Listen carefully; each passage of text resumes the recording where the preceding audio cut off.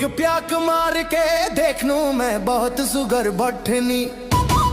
लोस्ता के भाटू जगतपुर के साली गोरडा गोरिया में भेंट हुई ले